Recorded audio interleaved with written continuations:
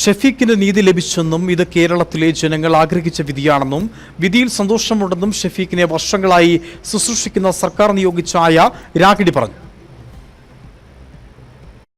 സന്തോഷമാണ് സാറേ.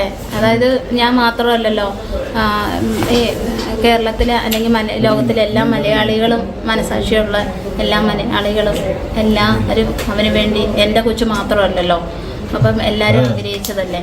അതിൽ നമ്മുടെ ചാനൽ, പത്രം, നമ്മുടെ പോലീസ് ഡിപ്പാർട്ട്മെൻറ്റ്, വക്കീല് സാർമാരുടെ ഡിപ്പാർട്ട്മെൻറ്റ്, ഗവൺമെൻറ്റിൻ്റെ ഓരോ ഡിപ്പാർട്ട്മെൻറ്റ് ഓഫീസേഴ്സ്, അന്നത്തെ കാലത്തിലെ ഈ ചൈൽഡ് ലൈൻ അതിലുള്ള സാർമാരൊക്കെ ഒത്തിരി കൂടി നടന്ന്, ഡോക്ടേഴ്സ് എടുത്തു പറയാനത് ഡോക്ടേഴ്സിന് ഒത്തിരി നന്ദി പറയുന്നു.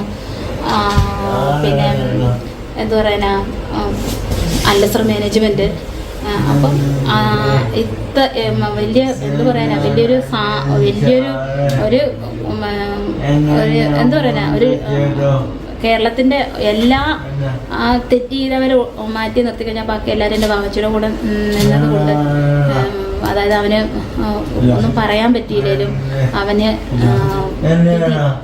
ന്യായം, അവന് നീതി കിട്ടി. അതിൽ സന്തോഷമുണ്ട്. സങ്കടം പറയുന്നത് എന്നാന്ന് പറഞ്ഞാൽ, അവനെ മുളയിലേ നുള്ളി. അപ്പം ഈ ഒരു സാഹചര്യത്തിൽ തന്നെയല്ല അവൻ എന്തോരം വളർന്നാലും അവൻ്റെ ജീവിതശൈലി ഇങ്ങനെ ആയിരിക്കുമല്ലോ.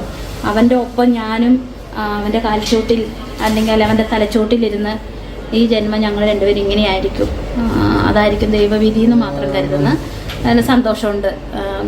പിന്നെ വക്കീൽ സാറിനും നമ്മുടെ നിയമത്തിനും നമ്മുടെ കോടതിക്കും ഒത്തിരി ഒത്തിരി ഒത്തിരി ഒത്തിരി നന്ദി പറയുന്നു. അതായത് എൻ്റെ വാവച്ച് പറയേണ്ടതാണ്, പക്ഷെ അവൻ്റെ അമ്മയായിട്ട് ഞാൻ പറയുക, അവൻ്റെ വാക്കുകളായിട്ട് സ്വീകരിക്കും.